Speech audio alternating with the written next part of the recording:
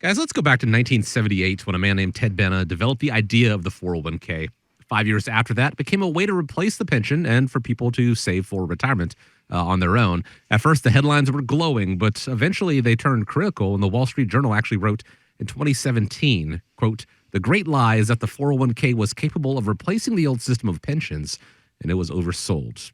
Benna is pleased that workers have accumulated $15 trillion in 401ks, fair credit to everyone.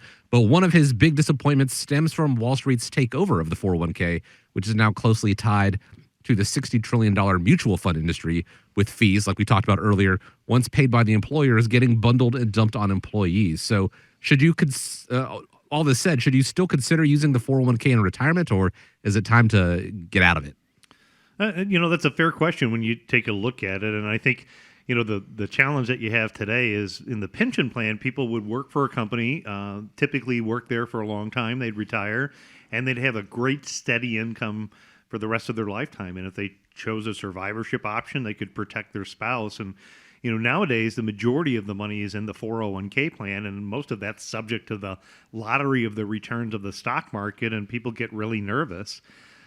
For younger workers, what I would say is, absolutely put as much as you possibly can to get the company match. In fact, I think all workers should put as much money into the 401k if there's some type of company match. But when you get over and above that, you kind of want to look at some other factors to consider, things like, sources of reliable income.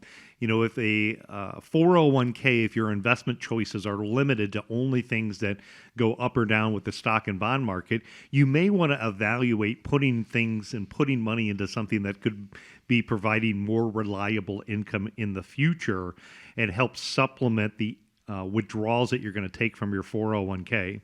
You also have to look at tax consideration. This is a big one. A lot of people are putting money into a 401k in a pre-tax basis. So they're saving a little bit of money in taxes today, and then they're going to pay taxes in the future when they take the withdrawal out.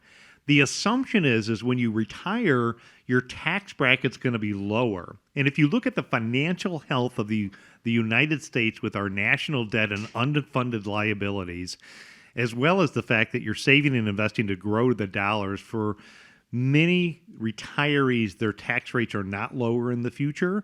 So from a tax consideration, there can be other things that could be more tax favorable to save in the future. Things like a Roth IRA is a great complement. Investment selection, if you feel like you're kind of limited on the choices. Sometimes your withdrawal options are difficult. So most of the time, a 401k, you're going to have to leave that money sit until you're 59 and a half or 55 in some plans. But if you take a withdrawal early, you could be subject to additional taxes and early withdrawal penalties. So not having an emergency account build up would be another risk because of the limitations that you have within the withdrawals. Some of the plans that are out there, especially when you have smaller companies, the smaller plans tend to be more expensive. So it really, again, it comes down to kind of evaluating what your individual goals are, and that's going to help you figure out whether you should leave the money in the 401k. Option 2 is roll it over. Number 3 is look at annuity payment options. Setting up, or number 4, systematic withdrawals, or taking a lump sum distribution, considering moving your money to like a self-directed type of an account. If you take a lump sum distribution and the money comes directly to you, that could have significant tax consequences. So if you have a 401k and you're putting more than the company match, or if you have an old 401k and you don't know what to do with it, give us a call. We'll help kind of guide you and put together an independent portfolio analysis for you.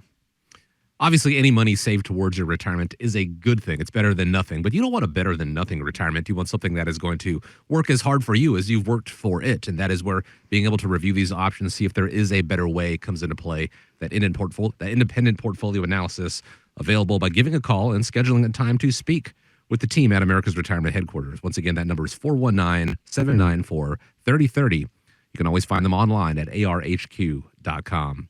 Want to thank you, as we always do, for joining us here on the show, spending some time with us here on America's Retirement Headquarters. Hope you have a great week ahead of you. Hope everyone stays safe out there. Gentlemen, as always, it's a pleasure. Thank you for taking the time. And as we wrap up, I want to leave you with the final word. I'd say a lot of great events coming up. So arhq.com, click on the events tab. I'd love to have you come out to our economic summit or one of the other upcoming events that we have. And just remember, when you think retirement, think America's Retirement Headquarters. It's home of the Retirement Guys Formula and America's Medicare Associates.